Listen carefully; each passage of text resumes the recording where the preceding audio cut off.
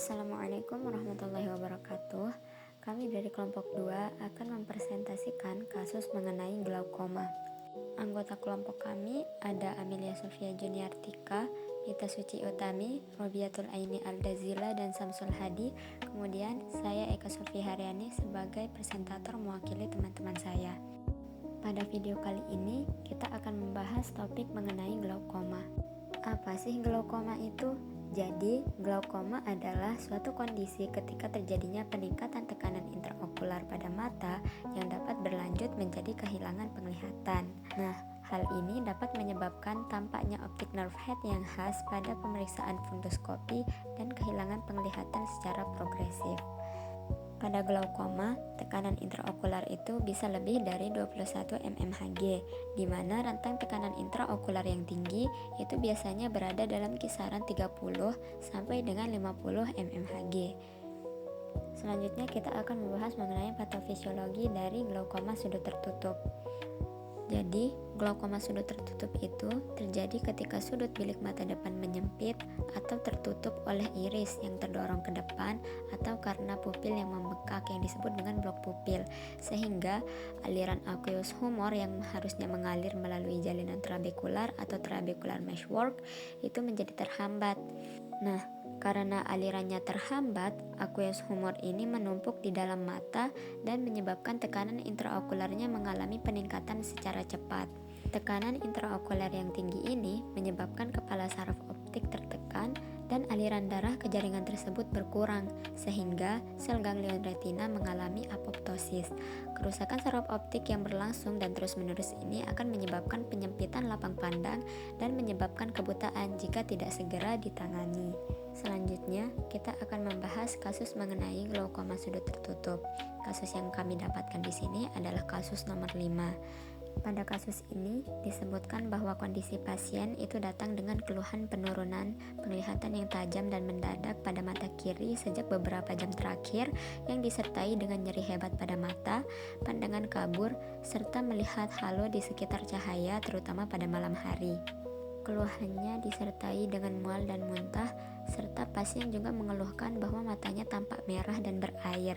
Pasien tidak memiliki riwayat trauma atau penyakit pada mata sebelumnya, namun memiliki riwayat asma.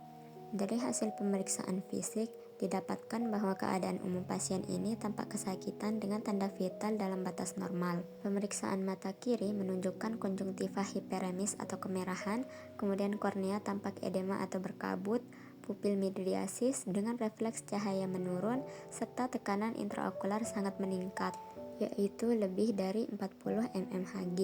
Pada pemeriksaan genioskopi didapatkan bahwa sudut bilik mata tertutup. Saat ini, pasien didiagnosa oleh dokter mengalami glaukoma sudut tertutup akut OS atau oculus sinistra. Pasien kemudian diresepkan timolol maleat 0,5%, latanopros, sindosetrol eye drops, dan paracetamol tablet. Dari pemaparan kasus tersebut, kami menemukan beberapa permasalahan klinis. Pertama, yaitu pasien diresepkan timolol yang merupakan golongan beta blocker, sementara pasien memiliki riwayat asma. Yang kedua, yaitu pasien mengalami glaukoma sudut tertutup akut, tapi terapi yang diterima belum lengkap. Ketiga, yaitu pasien diresepkan latanopros yang merupakan golongan prostaglandin analog, sementara pasien mengalami glaukoma sudut tertutup akut. Keempat, yaitu pasien diresepkan sindosetrol yang mengandung neomycin dan polymyxin B yang merupakan antibiotik, dan dexamethasone yang merupakan golongan kortikosteroid, sementara pasien tidak terinfeksi bakteri. Dan yang kelima, yaitu pasien mual dan muntah namun belum mendapatkan terapi. Dari beberapa permasalahan klinis yang sudah kita dapatkan, selanjutnya kita akan melakukan analisis SOAP. Pada bagian subjektif, pasien mengalami penurunan pandangan penglihatan yang mendadak pada mata kiri sejak beberapa jam yang lalu, kemudian nyeri hebat pada mata, melihat halo di sekitar cahaya terutama malam hari, mual dan muntah, serta mata merah dan berair. Pasien memiliki riwayat asma. Pada bagian objektif, ditemukan bahwa konjungtiva tampak hiperemis pada mata kiri, edema pada kornea, pupil midriasis, tekanan intraokuler lebih dari 40 mmHg, edema kornea, dan hasil gonioskopi menunjukkan bahwa sudut bilik mata tertutup. Kemudian pasien terdiagnosa glaukoma sudut tertutup akut (OS) atau okula sinistra. Selain itu, pasien diresepkan timolol maleat 0,5% dan latanoprost eye drops. Dari data subjektif dan objektif tadi, kami menemukan 3 asesmen mengenai penyakit utama yang dialami pasien. Pertama, yaitu pemilihan obat tidak tepat, dikarenakan timolol yang merupakan golongan beta blocker non-selektif itu kontraindikasi dengan pasien asma, sehingga plannya adalah mengganti timolol maleat 0,5% dengan brimonidine tartrat 0,15% yang merupakan golongan alpha adrenergic agonis.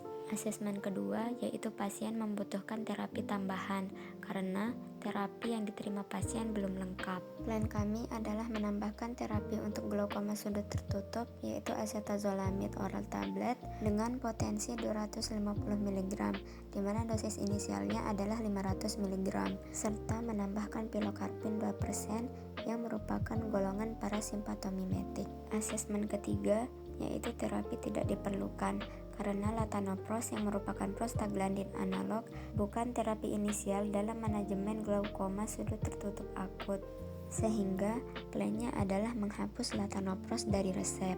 Pada permasalahan klinis keempat, tidak ditemukan adanya data subjektif. Begitu pula dengan data objektif dari hasil pemeriksaan fisik, sehingga data objektif yang dimasukkan adalah resep yang akan diberikan oleh dokter, yaitu Sendocetrol eye drops yang mengandung antibiotik dan kortikosteroid, sehingga asesmennya adalah terapi tidak diperlukan karena pasien tidak mengalami infeksi bakteri apapun, dan plannya adalah menghapus Sendocetrol dari resep. Pada permasalahan klinis terakhir, didapatkan data subjektif pasien yaitu mengalami mual dan muntah dan tidak ada data objektif. Kemudian asesmennya adalah pasien membutuhkan terapi tambahan karena pasien mengalami mual dan muntah namun belum mendapatkan terapi, sehingga plannya adalah meresepkan antiemetik yaitu ondansetron dengan dosis 4 mg 2-3 kali sehari. Nah, jadi ini adalah rujukan yang kami acu sebagai landasan untuk memberikan plan kepada pasien. Untuk permasalahan klinis pertama, dikatakan bahwa beta blocker seperti timolol dikontraindikasikan dengan pasien yang mengalami asma. Begitu pula dengan penggantian timolol dengan brimonidine. Di sini dikatakan bahwa brimonidine itu memiliki keuntungan dapat menurunkan tekanan intraokular dengan sangat cepat dalam 1 jam setelah pemberian. Oleh karena itu, brimonidine sangat berguna dalam terapi glaukoma sudut tertutup akut. Kemudian ini adalah inisial terapi dalam manajemen glaukoma sudut tertutup akut. Dalam terapi glaukoma sudut tertutup akut, digunakan beberapa kombinasi obat dengan tujuan menurunkan tekanan intraokuler secepat mungkin agar menghindari terjadinya kerusakan saraf optik. Nah, ini adalah literatur yang kami ikuti dalam menentukan plan pada kasus ini karena literatur ini berasal dari Perhimpunan Dokter Spesialis Mata Indonesia. Tadi sudah dijelaskan bahwa untuk karbonik anhidrasa oral yang digunakan yaitu acetazolamide diberikan dengan potensi 250 mg dengan dosis inisial 500 mg, yang selanjutnya itu 250 mg 3-4 kali sehari. Kemudian pilokarpin 2% 4 kali sehari 1 tetes, dan karena timololnya sudah diganti dengan brimonidine, maka brimonidinnya diberikan setiap 8 jam atau 3 kali sehari. Nah, ini adalah acuan yang kami gunakan dalam memberikan plan pada permasalahan terakhir mengenai mual dan muntah sebagai gejala penyerta pada glaukoma sudut tertutup akut. Kesimpulannya, obat yang akan diberikan pada pasien ini adalah Jadi itu dia pembahasan kita mengenai analisis kasus glaukoma sudut tertutup. Semoga apa yang sudah disampaikan dapat bermanfaat bagi kita semua. Terima kasih sudah menonton. Assalamualaikum warahmatullahi wabarakatuh. Bye bye.